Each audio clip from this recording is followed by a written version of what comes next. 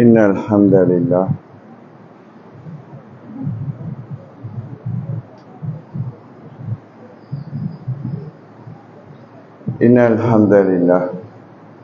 نحمده ونستعينه ونستغفره ونعوذ بالله من شرور أنفسنا ومن سيئات أعمالنا من يهده الله فلا مضل له ومن يضلل فلا هادي له وأشهد أن لا إله إلا الله وحده لا شريك له وأشهد أن محمدا عبده ورسوله أما بعد يا أيها الذين آمنوا اتقوا الله حق تقاته ولا تموتن إلا وأنتم مسلمون فإن أصدق الحديث كتاب الله وخير الحديث حديث محمد صلى الله عليه وسلم وشر الأمور محدثاتها وكل محدثة بدعة وكل بدعة ضلالة وكل ضلالة في النار.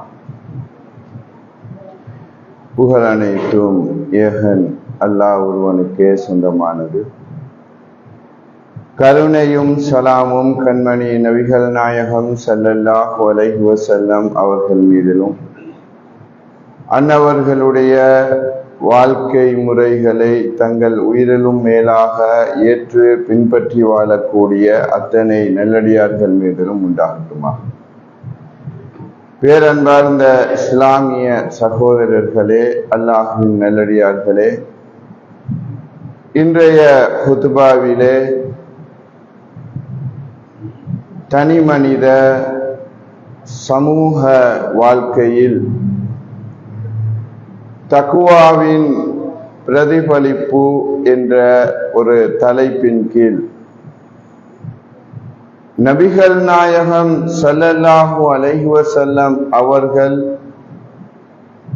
எங்களுக்கு எடுத்து சொன்ன ஒரு நபிமொழியை அடிப்படையாக வைத்து என்னுடைய இந்த உபதேசத்தை செய்யலாம் என்று ஆசைப்படுகிறேன். பேரன்பார்ந்த இஸ்லாமிய சகோதரர்களே, அல்லாஹ்வினுடைய தூதர் அவர்கள் ஒரு சமயம் தன்னுடைய அருமை தோழர்களை விழித்து இவ்வாறு சொன்னார்கள், இத்தகில்லாஹ், இத்தகில்லாஹ், நீங்கள் அல்லாஹ்வை அஞ்சிக் கொள்ளுங்கள், அல்லாஹ்வை தக்வா செய்து வாழ்ந்து கொள்ளுங்கள் என்று அல்லாஹ்வுடைய தூதர் அவர்கள் ஒரு நசீகத்தை செய்கிறார்கள். இந்த இடத்திலே தக்வா என்ற ஒரு பதத்தை அல்லாஹ்வின் தூதர் பயன்படுத்துவதை நாங்கள் பார்க்கலாம். தக்வா என்ற அந்த அரபு சொல்லுக்கு பல்வேறு வியாக்கியானங்கள், விளக்கங்கள் வழங்கப்பட்டாலும் மிக சுருக்கமாக அந்த விடயத்தை நாம் புரிந்து கொள்வதாக இருந்தால், நாம் ஒரு காரியத்தை செய்ய போகிறோம். அந்த காரியத்தை இந்த உலகத்தில் உள்ள அனைவரும் போன்று அதை எதிர்க்கிறார்கள். என்னை 10 மாதம் சுமந்து பெற்ற என்னுடைய தாய் அதை எதிர்க்கிறார், அவர் விரும்பவில்லை. என்னை தோளில் போட்டு அன்பொழுக வளர்த்த என் தந்தை அதை எதிர்க்கிறார், அவர் விரும்பவில்லை. என்னோடு எப்பொழுதும் பாசத்தை பொழிந்து அன்பை வாரி இறைத்து என்னோடு கைகோர்த்த என் இரத்த உறவு அண்ணன், தம்பி, அக்கா, தங்கச்சி அனைவரும் அதை நேசிக்கவில்லை. இந்த உலகத்திலே யாரையெல்லாம் நான் என்னுடைய நட்பு வட்டாரமாக, எனக்கு தெரிந்தவர்களாக, எனக்கு நலவு நாடுபவர்களாக நான் கருதி இருக்கிறேனோ அத்தனை மனிதர்களும் நான் செய்ய போகிற அந்த காரியத்தை விரும்பவில்லை, அதை செய்யக்கூடாது என்ற நிலைப்பாட்டில் நிற்கிறார்கள். ஊரு விரும்பவில்லை, உலகம் விரும்பவில்லை. அதை தாண்டி நான் அதை செய்துவிட்டால் ஒரு மிகப்பெரிய எதிரி பட்டாளத்தை நான் சந்திக்க வேண்டிய ஒரு நிர்பந்த நிலை என் வாழ்க்கையில் இருக்கிறது. இப்படியான ஒரு சமயத்திலே அந்த காரியத்தை நான் செய்தால் எவன் என்னை படைத்தானோ, நான் வழிகேட்டிலே இருந்தபோது எனக்கு நேர்வழியை காட்டினானோ, இந்த உலகத்தில் உள்ள அத்தனை கோடி மனிதர்களை விட என் மீது அன்பையும் பாசத்தையும் இரக்கத்தையும் வைத்திருக்கிறானோ, அந்த அரிசின் சொந்தக்காரனான அல்லாஹு தஆலா அந்த காரியத்தை நான் செய்தால் அவன் அதை நேசிக்கிறான் என்ற ஒரு நிலை இருந்தால்,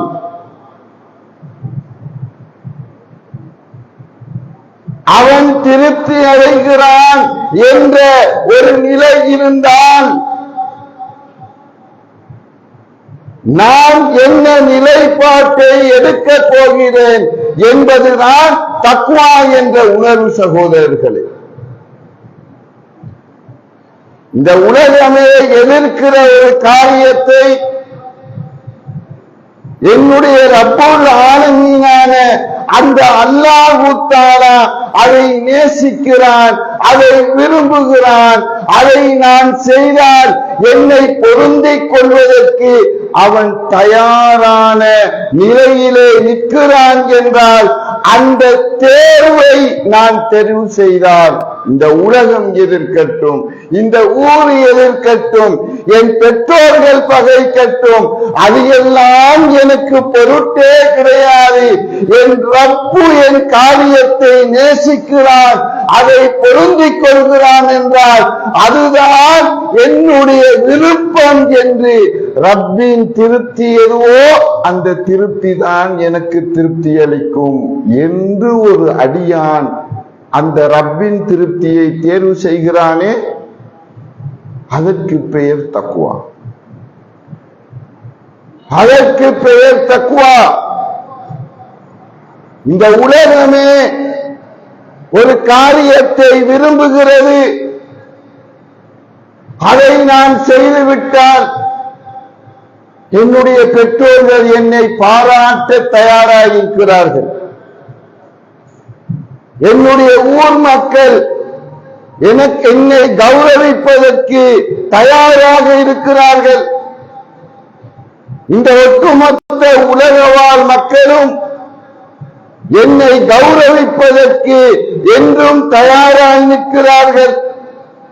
ஆனால் அந்த காரியத்தில் நான் ஈடுபட்டு விட்டால் அரிசியின் சொந்தக்காரன் அல்லாஹ் கடுமையாக அதிர்ச்சி அடைவான், அவன் வெறுப்படைவான், தன்னுடைய கோபத்தை வெளிப்படுத்துவான்.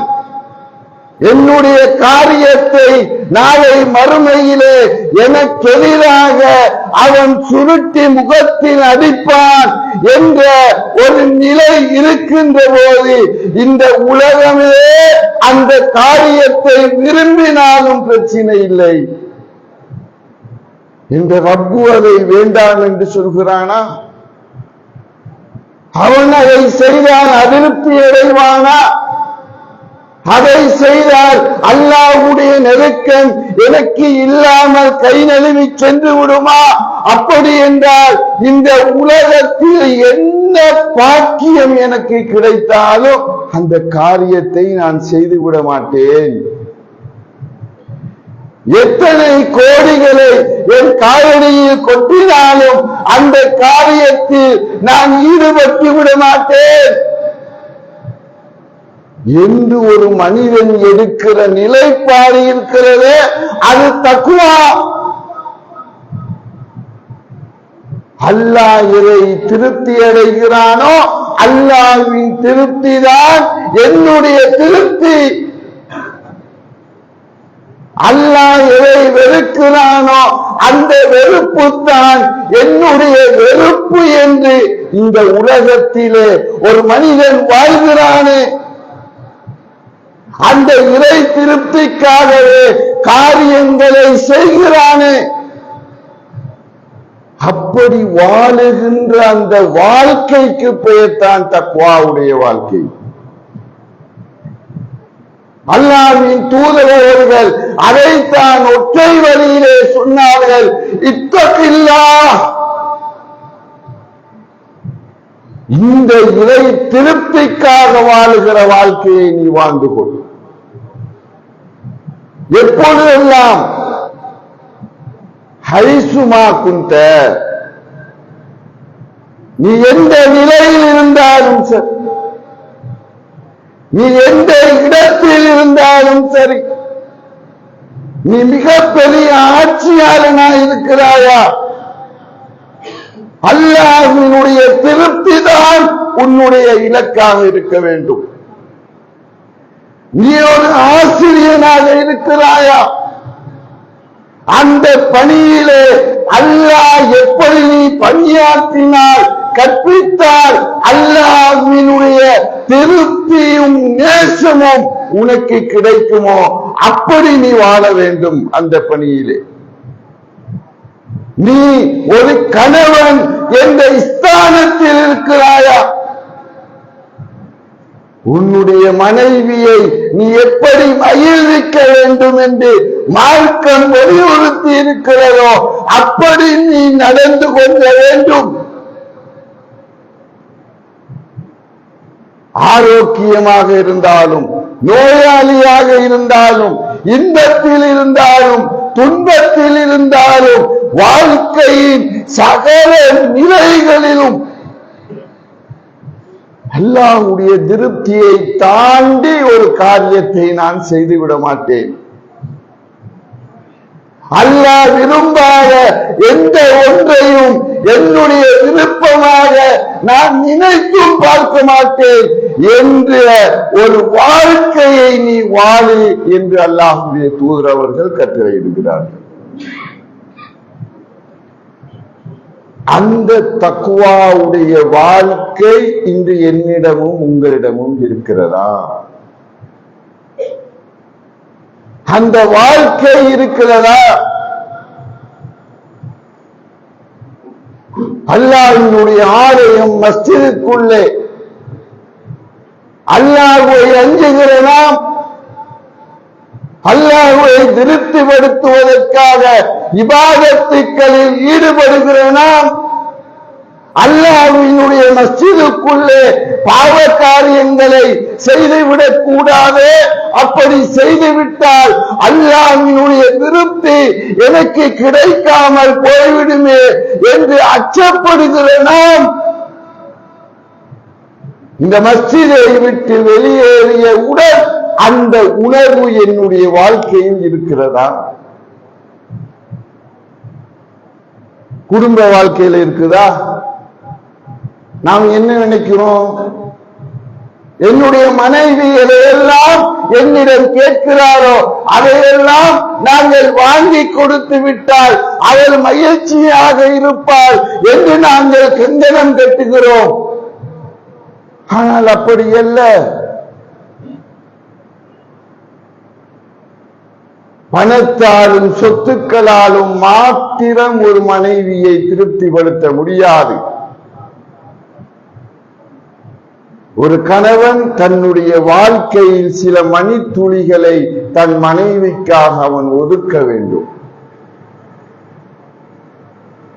அவளுடைய உள்ள கிடக்கைகளை அவள் எங்களோடு பகிர்ந்து கொள்வதற்கு அவளுக்கு என்று ஒரு நேரத்தை நாங்கள் வழங்க வேண்டும்.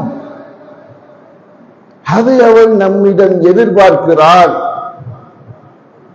அதை செய்தால் அவளை மதிப்பதாக அவள் நினைக்கிறாள்.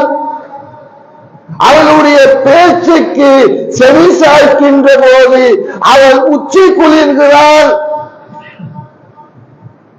எத்தனை பேர் அந்த உணர்வுகளை புரிந்து நாங்கள் வாழ்கிறோம்?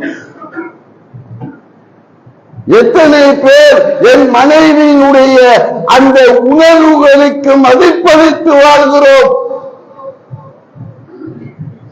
வியாபாரம் செய்கிறோம். அந்த கொடுக்கல் வாங்கலில் எத்தனை பேர் நீதியாக நடக்கிறோம்? எத்தனை பேர் வாக்கு மீறாமல் வாழ்கிறோம்? எத்தனை பேர் கலப்படத்தில் ஈடுபடாமல் வாழ்கிறோம்? இப்படி வாழ்க்கையின் எல்லா சகல விவகாரங்களிலும் எனக்கு அல்லாஹ்வுடைய திருப்தி முக்கியம். அல்லாஹ் வெறுத்த எந்த ஒன்றையும் இது அல்லாஹ் வெறுத்த காரியமாயிற்று என்று எவன் அஞ்சி அதை விட்டு விடுகிறானோ அவன் அல்லாஹ்வுக்கு தக்வாவோடு வாழ்கிறான் என்று அர்த்தம். அப்படி வாழுகின்ற ஒரு மனிதன் எல்லா நிலைகளிலும் எல்லா சந்தர்ப்பங்களிலும் ரப்பின் திருப்தி என் திருப்தி, ரப்பின் வெறுப்பு என் வெறுப்பு என்று வாழுகிற ஒரு மனிதன் நிச்சயமாக ஒரு சுயநலவாதியாக இருக்க மாட்டான். அடுத்தவனுக்கு அநீதி இழைக்க மாட்டான். அடுத்தவனுக்கு குளிபலிக்க நினைக்க மாட்டான். அடுத்தவனுடைய சொத்து சுகங்களை சூறையாடுவதற்கு நினைக்க மாட்டான்.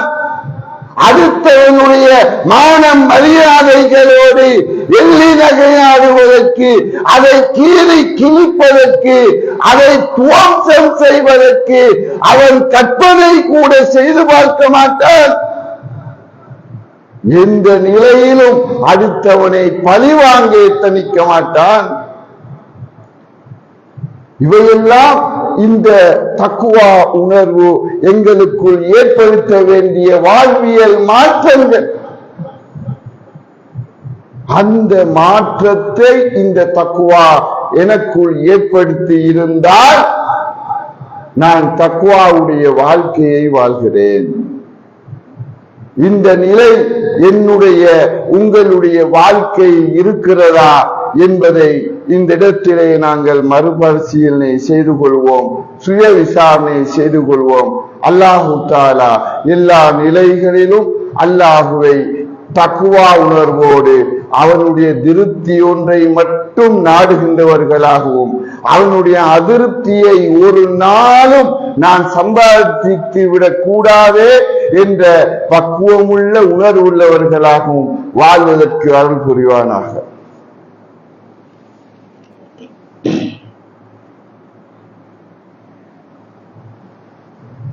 இன்னல் ஹம்தலில்லாஹ். பேரன்பார்ந்த இஸ்லாமிய சகோதரர்களே, அல்லாஹ்வின் நல்லடியார்களே, ஒரு மனிதனுடைய வாழ்க்கையிலே தக்வா வந்துவிட்டால் அந்த தக்வா வாழ்க்கையில் ஒவ்வொரு கட்டங்களிலும் பிரதிபலிக்க வேண்டும், அது வெளிப்பட வேண்டும். தக்வாவை எவ்வாறு கண்டுகொள்வது? என்னுடைய வாழ்க்கையில தக்வா இருக்குது, நான் நல்லாதான் போய்கொண்டிருக்கிறேன் என்ற அந்த நிலையை எவ்வாறு நான் உணர்ந்து கொள்வது என்றால், அல்லாஹ்வுடைய தூதர் அவர்கள் அந்த ஹதீஸின் அடுத்த பகுதியிலே அதை விளங்கப்படுத்துகிறார்கள். ஒரு மனிதனுடைய வாழ்க்கையில எப்பொழுதும் இரண்டு வகையான வாழ்க்கை இருக்கிறது சகோதரர்களே. இரண்டு வகையான வாழ்க்கை. ஒன்று அந்தரங்க வாழ்க்கை அல்லது தனிப்பட்ட வாழ்க்கை. இருக்குதா இல்லையா? நாம் ஒவ்வொருத்தரும் எனக்கும் என்னுடைய ரப்புக்கும் மட்டும் தெரிந்த ஒரு வாழ்க்கையின் ஒரு இருண்ட பக்கம் இருக்கிறது. அந்த பக்கத்திலே நான் என்ன சிந்திக்கிறேன், என்ன செய்கிறேன் என்பதை அல்லாஹ்வை தவிர வேறு எந்த மனிதனாலும் கண்டுகொள்ள முடியாது. ஒரு அந்தரங்க வாழ்க்கை. இந்த உலகத்திலே 1000 பேருக்கு நான் நல்லவனாக வாழலாம், என் மனைவிக்கு, என் பெற்றோருக்கு, இந்த உலகத்திற்கு ஒரு நல்ல முகத்தை காட்டலாம். ஆனால் என்னுடைய அந்தரங்க வாழ்வுதான் நான் யார் என்பதை தீர்மானிக்கப் போகிறது. என்னுடைய அந்தரங்க வாழ்வுதான் நாளை மறுமையில் நான் வெற்றியாளனா, நான் தோல்வியாளனா, நான் சுவனவாசியா, நான் நரகவாதியா என்பதை தீர்மானிக்கப் போகிறது. அந்த அந்தரங்க வாழ்க்கையில் எனக்கும் என் ரப்புக்கும் மட்டும் தெரிந்த அந்த தனிப்பட்ட நொடிகளில் என்னுடைய உணர்வுகள் எவ்வாறு உள்ளன? அந்த வாழ்க்கையில் நான் தக்வா உணர்வோடு வாழ்கிறேனா? அல்லாஹ்வுடைய தூதர் என்ன சொன்னார்கள்? வஅத்பஇ ஸய்யிஅத்தல் ஹஸனத தம்ஹா. நீ ஒரு பாவத்தை செய்துவிட்டால், நீ ஒரு பாவத்தை செய்துவிட்டால் அந்த பாவத்தை அழித்து விடக்கூடிய விதத்தில் நீ ஒரு நன்மையை செய்துவிடு. அந்த நல்லது அந்த தீமையை அழித்து விடும் என்றார்கள் அல்லாஹ்வின் தூதர் ஸல்லல்லாஹு அலைஹி வஸல்லம் அவர்கள். என்ன அர்த்தம்? ஒரு உண்மையான முத்தகி, ஒரு உண்மையான தக்வா உள்ள மனிதனுடைய அந்த உணர்வை அல்லாஹ்வின் தூதர் இந்த ஹதீஸிலே படம் பிடித்து காட்டுகிறார்கள். ஒரு மூமின், ஒரு முத்தகி சில சந்தர்ப்பங்களில், சில கட்டங்களில் உணர்வுகளுக்கு அடிமைப்பட்டு சில போது சில தவறுகளை, பாவங்களை செய்துவிட வாய்ப்புகள் உண்டு. ஆனால் தன்னை சுதாகரித்துக் கொள்வான். நான் ஒரு பெரும் அநியாயத்தை இழைத்து விட்டேனே, நான் ஒரு பெரும் தவறை செய்து விட்டேனே, நான் சைத்தானுக்கு வழிபட்டு விட்டேனே, நான் செய்த இந்த காரியம் என் ரப்பு திருப்தி அடையாத ஒரு காரியம் அல்லவா? நான் செய்த இந்த செயல் என் இறைவனுக்கு கடும் கோபத்தை உண்டாக்கக்கூடிய ஒரு செயல் அல்லவா? இந்த செயலை என் ரப்பு மன்னிக்காவிட்டால், இந்த செயலை அல்லாஹ் பொருந்திக் கொள்ளாவிட்டால், இந்த செயலுக்காக என்னை அல்லாஹ் தண்டிக்க ஆரம்பித்து விட்டால், நாளை மறுமையில் எந்த முகத்தோடு அந்த ரப்புல் ஆலமீனுக்கு முன்னால் மலக்குகள் எல்லாம் அணிவகுத்து நிற்கின்ற வஜாஅ ரப்புக், உங்களுடைய இறைவன் வருவானே, விசாரணை செய்வானே, அந்த நிமிடத்தில் அந்த வாழ்க்கையில் நான் இழைத்த அந்த குற்றத்தை என் ரப்பு என்னை குறுக்கு விசாரணை செய்கிற போது என்னுடைய நிலை என்ன? என்னுடைய நிலை என்ன? அதை என் ரப்பு மன்னிக்காவிட்டால் என்னுடைய நிலை என்ன? என்னுடைய பட்டோரை என் இடது கையில் வழங்கப்பட்டு விட்டால் என்னுடைய நிலை என்ன என்ற அந்த மறுமையின் மஹ்ஷரின் கனப்பொழுதுகளை ஒரு முத்தகி தக்வா உள்ளவன் சிந்திக்கிற போது அவனுடைய உள்ளம் சுக்கு நூறாகிவிடும். சகோதரர்களே, சுக்கு நூறாகிவிடும், பதறி போவான். அந்த பாவம், அவன் செய்த அந்த குற்றம் அவனை நிம்மதியாக இந்த உலகத்திலே வாழ விடாது. அவனுடைய உள்ளத்தை குலுக்கிக் கொண்டிருக்கும். அவனுடைய உள்ளத்திலே ஒரு நெருடலை அது தூண்டிக் கொண்டே இருக்கும். இந்த பாவத்தை அழித்து விடுகின்ற விதத்தில் நாள மறுமையில அல்லாஹ்வை நான் சிரித்த முகத்தோடு உஜூபு யௌமைதின் நாதிரா இலா ரப்பிஹா நாதிரா, அன்றைய தினம் சில முகங்கள் சிரித்த வண்ணம் இருக்குமே, அல்லாஹ்வை பார்த்த வண்ணம் இருக்குமே என்று அல்லாஹ் தஆலாவுடைய வேதம் சொல்கிறது. அந்த பாக்கியம் எனக்கு கிடைக்க வேண்டுமானால் இந்த பாவத்திற்கு பிராயச்சித்தமாக நான் ஏதாவது செய்துவிட வேண்டுமே என்று ஒரு மூமினுடைய உள்ளம் ஏங்கும். சகோதரர்களே, ஏங்கும். அதனுடைய விளைவு ஹசனா, ஒரு நல்லதை அவன் செய்வதற்கு போட்டி போடுவான். லைஃப்ல யாரும் பார்க்காத அந்தரங்க வாழ்க்கையில் தான் செய்த ஒரு குற்றத்தை நினைத்து மனம் வருந்து அது நாள மறுமையில தனக்கு கேடாக அமைந்துவிடக் கூடாது என்பதற்காக அந்த பாவத்தை அழித்து விடுகிற விதத்தில் நன்மைகளை செய்வதற்கு அவன் போட்டி போடுவான். தம்முகா, அவன் செய்த நன்மை அந்த பாவத்தை அழித்து விடும் என்றார்கள் அல்லாஹ்வுடைய தூதர். அந்த உணர்வு எனக்கு இருக்குதா?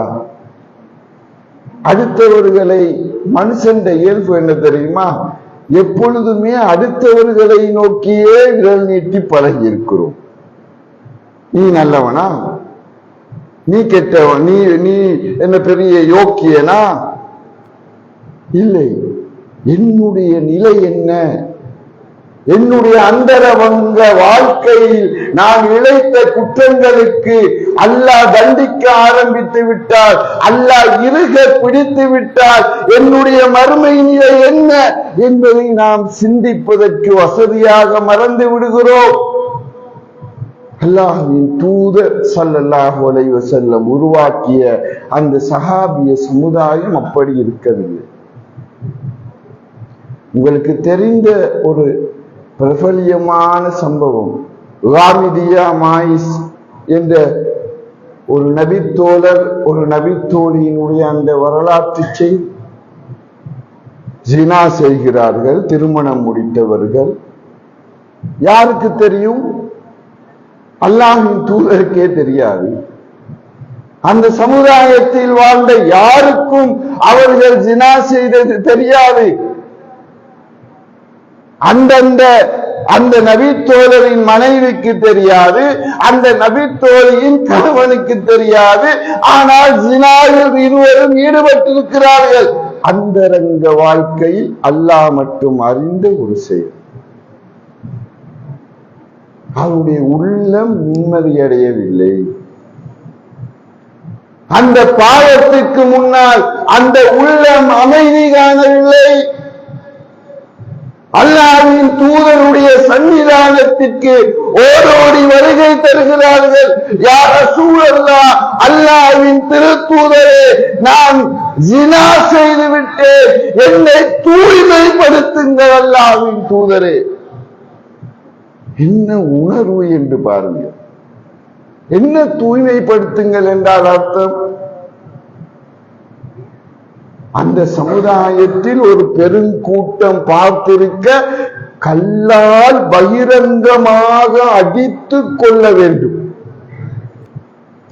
அந்த தண்டனையை ஒரு மனிதன் தானாக முன்வந்து ஏற்பது என்பது கற்பனை செய்ய முடியவில்லை.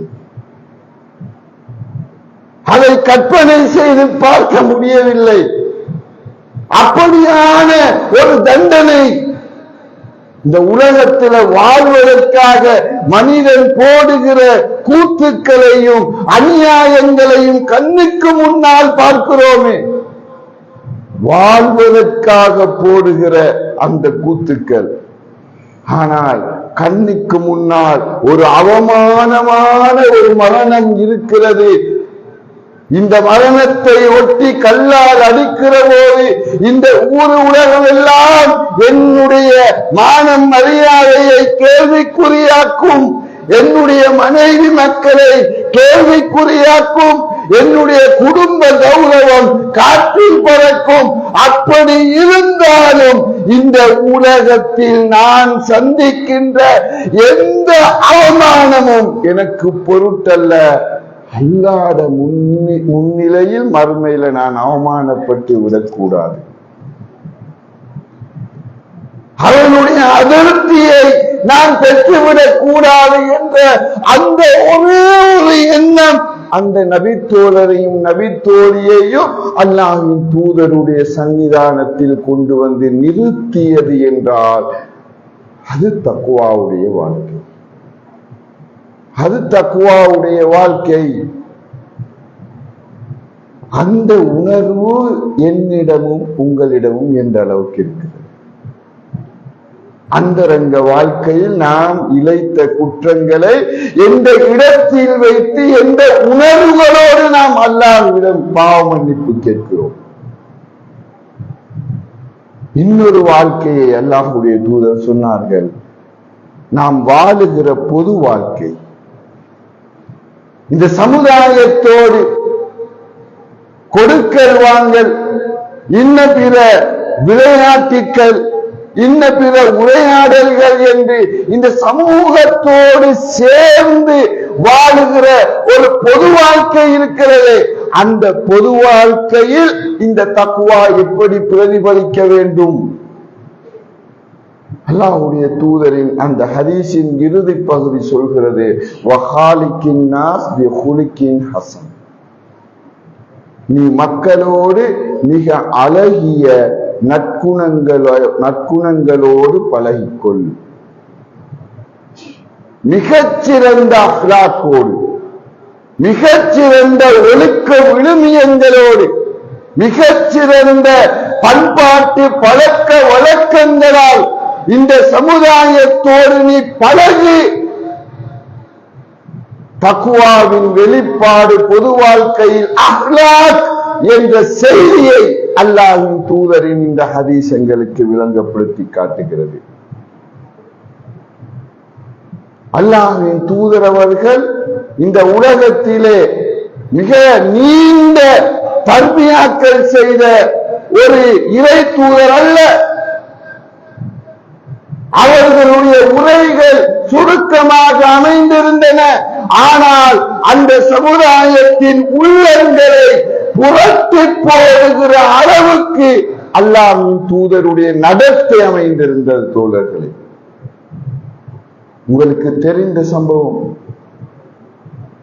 சுமாமத் இப்னு உசான் யாரவர்? அல்லாஹ்வின் தூதர் முஹம்மது ஸல்லல்லாஹு அலைஹி வஸல்லம் அந்த முகம்மதை கொல்லாமல் விட மாட்டேன் என்று அலைந்து திரிந்தவர் இந்த சுமாமா. கண்ட இடத்துல வெட்டி கொள்ளுவேன். இவ்வளவு வெறுப்பு அல்லாஹ்வின் தூதர் மீது. அருமை தோழர்கள் அவரை சிறை பிடிக்கிறார்கள். மஸ்ஜிதுல் நபவியின் தூண்களில் கட்டுகிறார்கள். அல்லாஹ்வின் தூதர் வருகிறார். சுமாமா, என்ன சொல்ல ஆசைப்படுகிறாய்? முஹம்மதே, என்னை பழிக்கு பழி வாங்கினால் அதற்கு மிக தகுதி வாய்ந்தவன் நான். என்னை மன்னித்து விட்டால் என்னை போன்ற நன்றி கடன் உள்ள ஒரு மனிதனை நீங்கள் பார்க்க மாட்டீர்கள். இரண்டாவது நாள் அதே கேள்வி, அதே பதில். மூன்றாவது நாள் அதே கேள்வி, அதே பதில். நான்காவது நாள் அல்லாஹ்வின் தூதர் அருமை தோழர்களை பார்த்து சொல்றாங்க, என் அருமை தோழர்களே, சுமாமாவை அவருடைய வழியில் அவிழ்த்து விடுங்கள். மன்னித்து விடுறாங்க. யாரை மன்னிக்கிறார்கள்? யாரை மன்னித்தார்கள்? அல்லாஹ்வின் தூதரை, மதீனத்து ஆட்சியாளரை கொள்வதற்காக தருணம் பார்த்துக் கொண்டிருந்த ஒரு மனிதனை அல்லாஹ்வின் தூதர் அப்படியே மன்னித்து விடுகிறார்கள். அந்த சுமாமா வருகிறார், குளிக்கிறார், உடம்பை சுத்தப்படுத்திக் கொண்டு அல்லாஹ்வின் தூதரிடம் வருகிறார். மூன்று வார்த்தைகளை சொல்கிறார். முஹம்மதே, இந்த உலகத்திலேயே நான் வெறுத்த ஒரு மார்க்கம் இருந்தது.